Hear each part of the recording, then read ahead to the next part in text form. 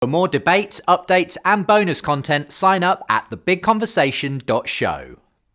Why do you believe in God, and specifically the Christian God, Bishop Barron? Because perhaps if you could make, if you like, the positive case, and then we'll hear Alex respond to it, and perhaps you can make the case for why he believes atheism makes more sense. This is our central question on the show today: Christianity or atheism, which makes best sense of who we are? How would you respond to that overall question then? Well, again, we could look at some of the classic ways, Aquinas called them, paths. I like that much better than, arguments or, absolutely convincing rational demonstrations. I think ways hits it much more accurately. I think you look at it both sort of protologically, eschatologically. Where does a contingent world come from? Or more precisely, how do you explain contingent states of affairs? The endless appeal to other contingent states of affairs won't work.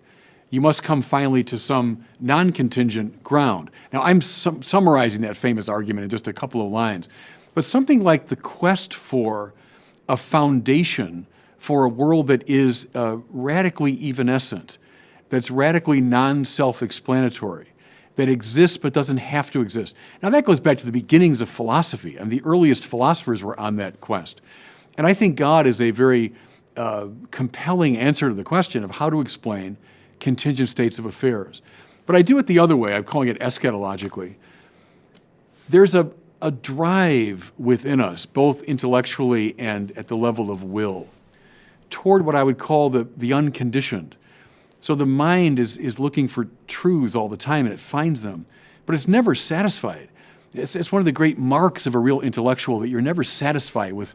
Every question you answer opens up 100 more questions, and the mind just goes out, out, out.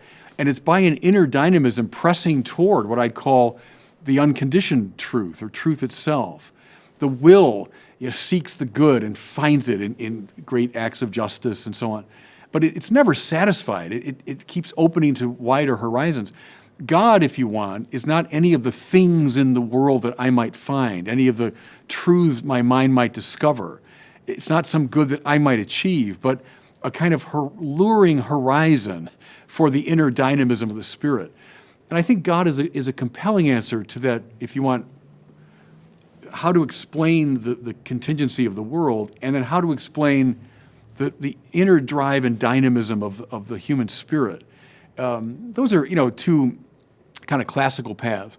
I want to give Alex a chance to talk. I actually would like to say a few words about the ontological argument, because it gets at something that the arguments classically aren't getting at, but I'll leave it there for a second.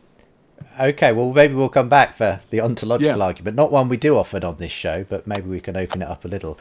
Alex, before we sort of hear your sort of case against God, if you like, what do you think of this particular case for God that Bishop Barron has spelled out?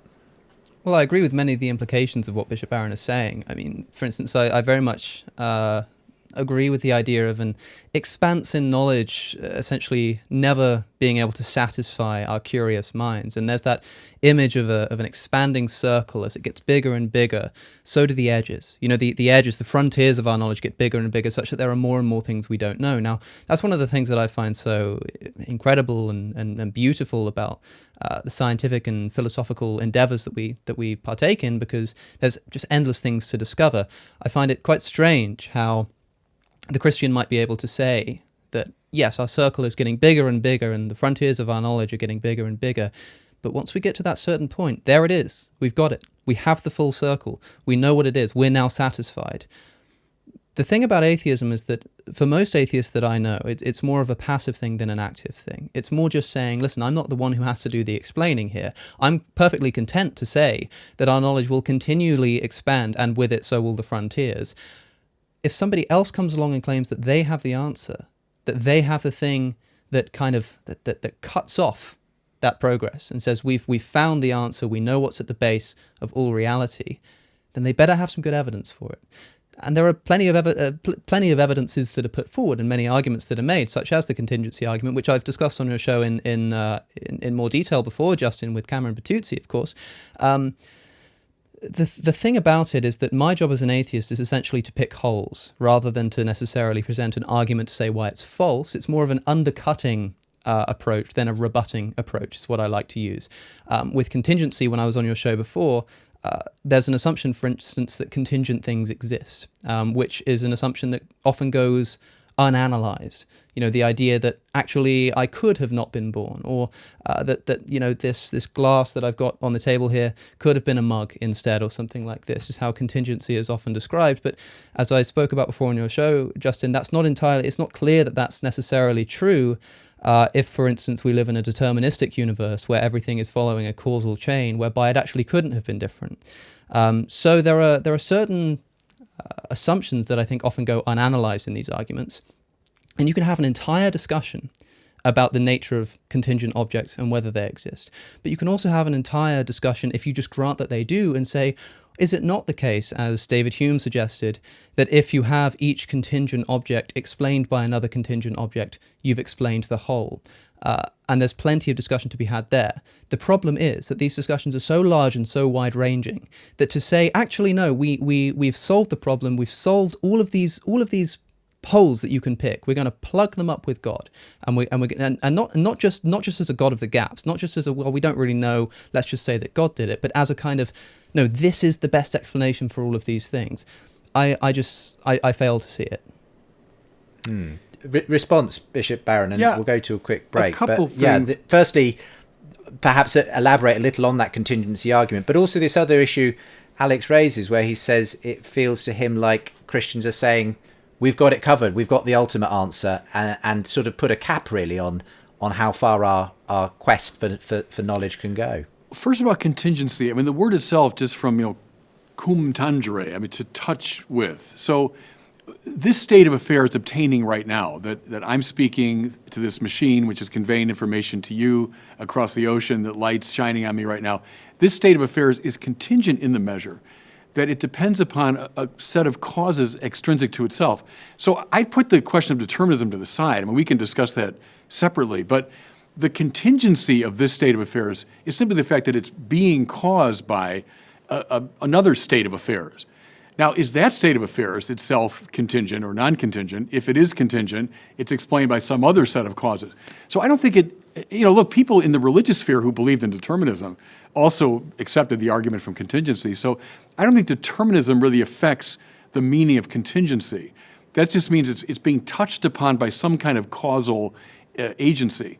Now, can that process proceed to infinity?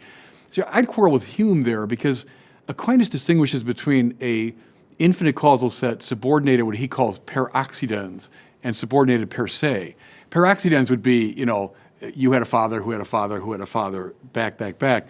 In that kind of causal series, that could be infinite because the present existence of the first element is not dependent here and now upon the higher elements. But one subordinated, Aquinas says, per se, is where there's a here and now causal dependency.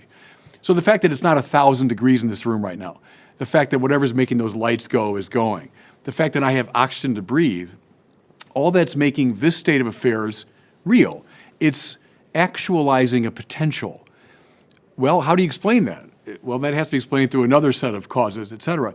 That kind of causal series, I'd say Pace, Hume, cannot proceed to infinity because then the suppression of a first element would indeed entail suppression of the subsequent causal elements. So I think that's the kind of causal series that the argument from contingency is quarreling with. Now let me say a quick thing too, because I loved your comment actually about God and the setting of limits.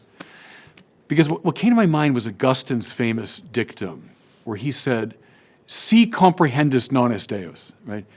If you understand, that's not God.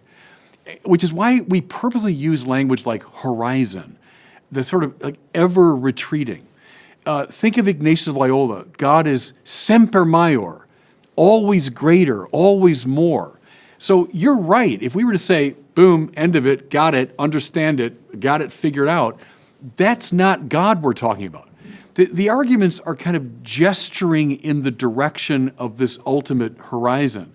But if we become very univocal in our language, si comprehendus non est Deus, or Aquinas, he says whatever can be known or understood is less than God.